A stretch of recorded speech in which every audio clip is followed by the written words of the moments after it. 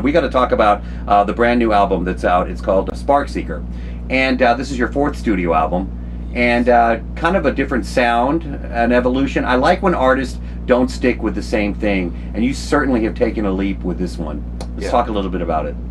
Well, it's produced by a producer named Kojak, who works with Dr. Luke in California, and they work with Nicki Minaj. They work with Kesha. They kind of have a little bit of a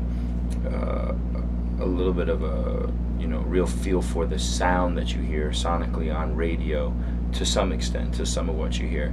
And it kind of we just cooked up. We wrote a song together. We wrote Sunshine together, and we just really kind of like connected like good friends, like old buddies, like in high school. And just when we would get together to make music, it was like we weren't thinking about anything except having fun, writing good songs with dope beats and good melodies and good hooks, and making it feel right and have the vibe right. So we just went. That's how we kind of approached this record. And then at a certain point, we decided let's expand the sound a little bit. And we didn't know exactly what we were getting into, but we decided we'll take a field trip. We'll go get out of this studio, get out of LA. So we went to Israel. I heard that. Yeah. And while we were there, I just contacted friends, and they brought friends, and some of the best musicians, in the country came into the studio, and we would just have these long sessions, record, and then we just sort of brought it together, and it created this kind of this fusion sound between this sort of older Middle Eastern kind of a little more mysterious, organic instrumentation with this very kind of fresh, current electronic sound a little bit. Which I think is great. And again, I'm going back to the evolution. Artists kind of get stuck in the same pattern over and over and over again, and you kind of want to see growth. And I like that Matisyahu isn't afraid. I'm talking like you're the Rock, third person, but I'm happy to hear that. I dig it, man. I really totally dig it. I'm a total fan of your live show. I've seen you a couple of times live. There was a story going around, and I don't know if this is true, but now that I get to ask you in person, you play a different set every night. You still do that? Yeah, I do. Yeah, I mean live when we play live, I like to try to free things up. And the show, like now, tonight actually is our 100th show here in Houston, where we're at tonight, and it's 5 months we've been on the road since July, so 100 shows, in a span of 5 months basically, and playing with the same guys night after night.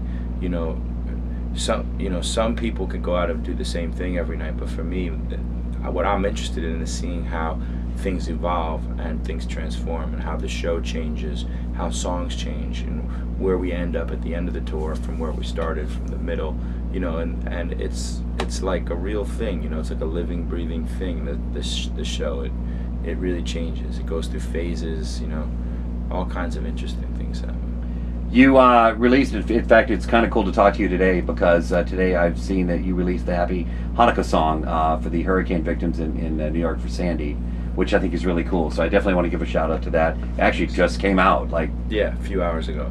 So right on, dude. Thanks, man. And it sounds great. I heard it.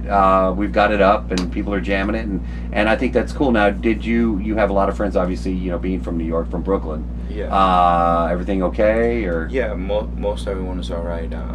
When we were on the tour, we were on the East Coast, and we were following the hurricane, and crossed paths with it a little bit. We had a show canceled in New Jersey, but because of that, I went home. So I spent 2 or 3 days, right after with my parents, and they didn't have power, but they're all right. They're surviving. It takes you back to the old days. We here on the Gulf Coast, we get hurricanes, and there's a pub that I go to, and we all have to do it by candlelight once. And I was like, oh, this is the way they did it in colonial times. They were like, Dave, I don't think the colonial people were in Texas, but that's for another time. A couple things I want to hit on real quick, man. I saw Possession. I'm also a film critic. Okay. And you did great, dude. Oh, thanks. In fact, I knew you were in the movie, and when I saw your character and your role, dude, you nailed it. Sorry about the end, bro. And anybody hasn't seen it, but you're okay. That's good. But dude, that was kind of a trip, a foray going into acting. Is that something you want to keep doing, or? Yeah, it is. I mean, it's something I did as a kid, growing up in high school and college, and put it aside for a while. And this was the first thing that came along that felt like it was, you know, it fit for me. It felt like it wasn't too far of a stretch for my first, you know, being in my first movie. So You did great. Thank Are you afraid of trains now? Just kidding. No, it wasn't a train. It was a yeah, never train. mind. That's right. That's what it was.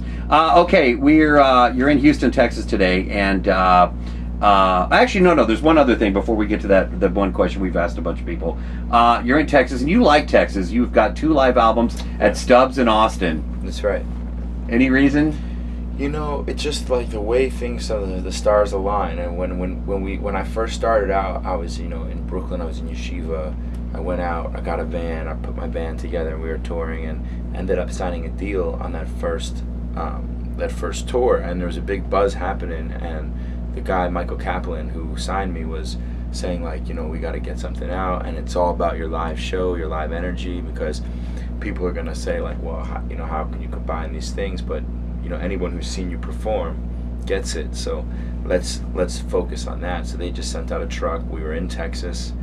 You know, they had Michael Kaplan had worked with Los Lonely Boys and signed them. So Willie Nelson, they had like a connection with Texas.